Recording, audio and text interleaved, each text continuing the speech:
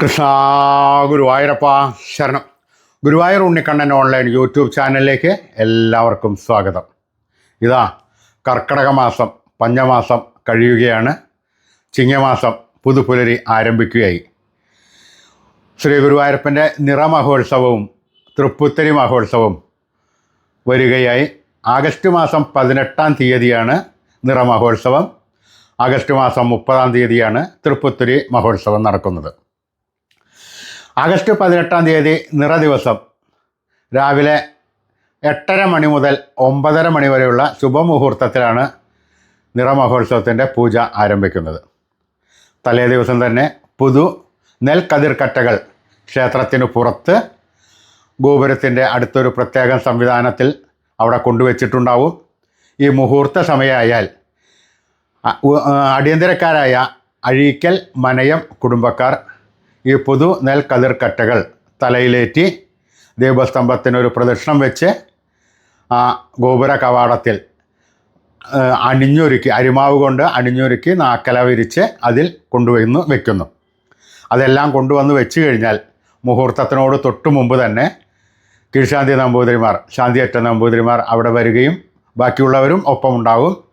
തീർത്ഥം തെളിച്ച് ആ കതിർക്കട്ടകൾ തലയിലേറ്റി ക്ഷേത്രത്തിന് വലം വെച്ച് ആ കൊടിമരത്തറക്കിൽ കൊണ്ടുവയ്ക്കുകയും ചെയ്യുന്നു. നിറനിറവും പുലിപുലി, ഇല്ലനിറ, വല്ലനിറ, പെട്ടിനിറ, പത്തായ നിറ എന്നീ നാമങ്ങളെല്ലാം ഉച്ചരിച്ചും കൊണ്ടാണ് പ്രദക്ഷിണം വയ്ക്കുക.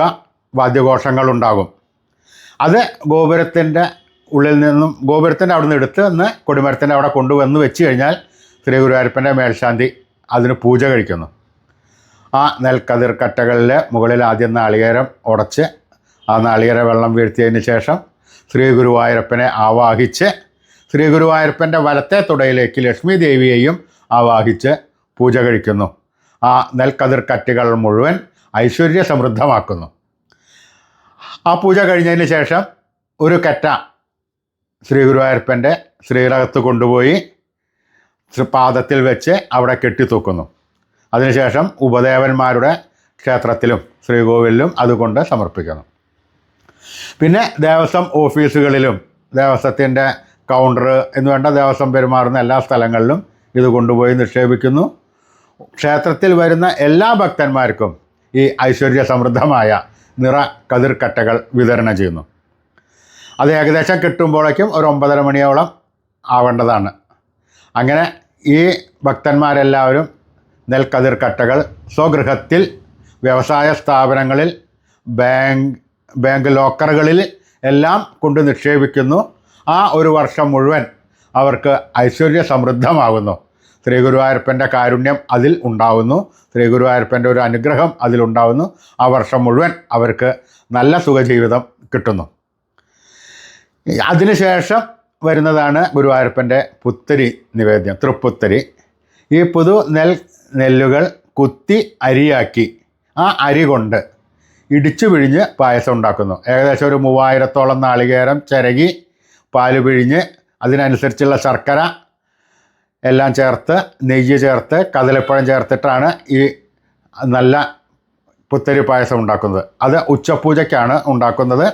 ഈ ഉച്ചപൂജയ്ക്ക് തന്ത്രി നമ്പൂതിരിപ്പാടാണ് ഈ നിവേദ്യം ഭഗവാൻ അർപ്പിക്കുന്നത്. അന്നേ ദിവസം പല പ്രത്യേകതകളുമുണ്ട്. ഈ ഉച്ചപൂജയ്ക്ക് കൊല്ലത്തിലാകെ ഒരേ ഒരു ദിവസം മാത്രമേ ഭഗവാന് ഉണ്ണിയപ്പം ഉച്ചപൂജ സമയത്ത് നിവേദിക്കുള്ളൂ. അത് ഈ ദിവസമാണ്. പിന്നെ അതേമാതിരി തന്നെ വിശേഷാലായിട്ട് ഭഗവാന് ഉപ്പുമാങ്ങ നിവേദ്യമുണ്ട്. പുതിയടത്ത് പിഷാരത്തു നിന്നാണ് ഈ ഉപ്പുമാങ്ങ കൊണ്ടുവരുന്നത്. മാങ്ങക്കാലത്ത് അത് വാങ്ങി പാകത്തിനുള്ള സാധനം കൊണ്ട് ഉപ്പിട്ടിട്ട് ഭരണിയിൽ നിക്ഷേപിച്ച് ഈ സമയമാകുമ്പോൾ കൊണ്ടുവരുന്നു. അത് അവരുടെ ഒരു അവകാശമാണ്. ഈ ഉപ്പുമാങ്ങയ്ക്ക് പ്രാധാന്യമുണ്ട്, ഈ ഔഷധ ഗുണമുണ്ട്. ഈ ഉപ്പുമാങ്ങ ഒരു ലേശം കിട്ടാൻ എല്ലാ ഭക്തന്മാരും തള്ളിച്ചയാണ് ഉണ്ടാവുന്നത്. അന്നേ ദിവസം തന്നെ വള്ളി ഉഴിഞ്ഞ എന്ന് പറയുന്ന ചെടികൾ കൊണ്ട് ഭഗവാന്റെ വെള്ളി പാത്രത്തിൽ കെട്ടിയിട്ടാണ് ഭഗവാന് നിവേദ്യം പായസം എഴുന്നള്ളിക്കുന്നത്. 10 ഇലക്കറികളുണ്ട് അന്നത്തെ ഭഗവാന്റെ ഉച്ചപൂജയ്ക്ക്. അങ്ങനെ വിശേഷപ്പെട്ട ഒരു ദിവസം കൂടിയാണ് ഭഗവാന്റെ പുത്തരി. ഇത് കഴിഞ്ഞാൽ, ഉച്ചപൂജ കഴിഞ്ഞ് കളഭ അലങ്കാരം കഴിഞ്ഞ് നട തുറന്നു കഴിഞ്ഞാൽ ഉടനെ തന്നെ ഈ അരി കൊണ്ടുള്ള ഹവിസ് ഭൂതഗണങ്ങൾക്കെല്ലാം ഹവിസ് തൂവലും കൂടിയുണ്ട്. അപ്പോൾ അന്നേ ദിവസം ഉച്ചപൂജ കഴിഞ്ഞാൽ ഉടനടിയാണ് ഭഗവാന്റെ ഉച്ച ശിവേലി എന്നുകൂടി പറയുന്നു.